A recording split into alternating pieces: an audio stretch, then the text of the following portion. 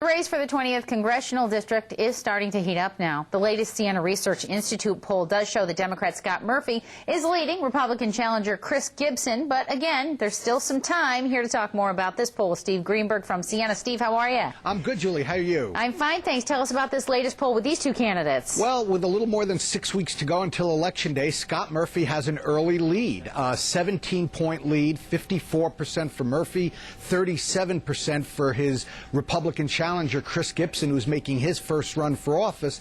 We're early in this campaign, though, and I think the main thing we're seeing is that Scott Murphy, after a year and a half in office, winning a special election, is well known in the district, very popular, 2-to-1 positive favorability rating. Chris Gibson, making his first run, largely unknown. 2/3 of the voters in this district don't know enough about him yet to have an opinion. But this is a district where Republicans outnumber Democrats, and I would anticipate that we're going to see this race tighten up a little bit over the coming weeks. Well, let's talk about Republicans and Democrats. You polled both groups as well. Where do they stand? I mean, beyond the obvious Democrats for Murphy, Republicans for Gibson. I mean, there's a little change up in here.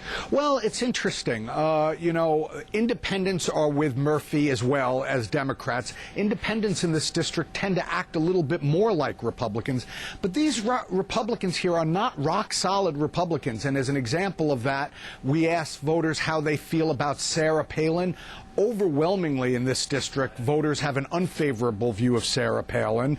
And we also asked voters, do they want to see Congress, the next Congress, controlled by the Democrats or the Republicans? And despite the fact that there are far more Republicans in this district than Democrats, the results are a little bit startling.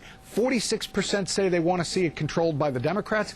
46% say they want to see Congress controlled by the Republicans. So these Republicans are not your standard Tea Party Republicans. And what's interesting as well is a number of Republicans have even come out and said, hey, we're going to support Scott Murphy even though he's Democrat. Absolutely. Scott Murphy at the moment has the support of more than 30% of Republicans. I anticipate that will change a little bit as the voters across this state, across this district, become much more familiar with Chris Gibson, and they will.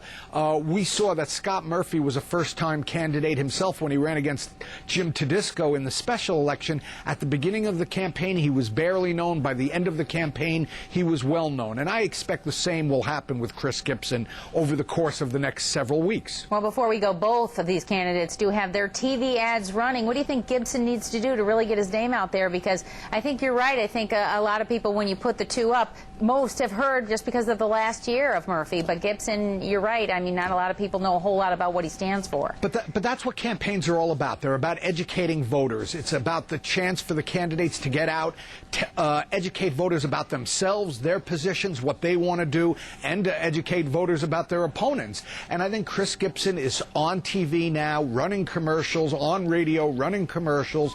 He's out and working, and I think voters will learn a lot more about Chris Gibson over the coming weeks. Okay, real quickly before we let you go, next week, another poll being done, Cuomo and Palladino, right? Yeah, Siena's going to take a look at all the statewide races for governor, attorney general, controller, both U.S. Senate seats, but I'm really curious to see how voters across the state are looking at the governor's race now, with Cuomo on the Democratic line, Palladino on the Republican line, and Rick Lazio still on the conservative line. Yeah, that should be an interesting poll. Steve Greenberg from Siena, thanks. Thank you.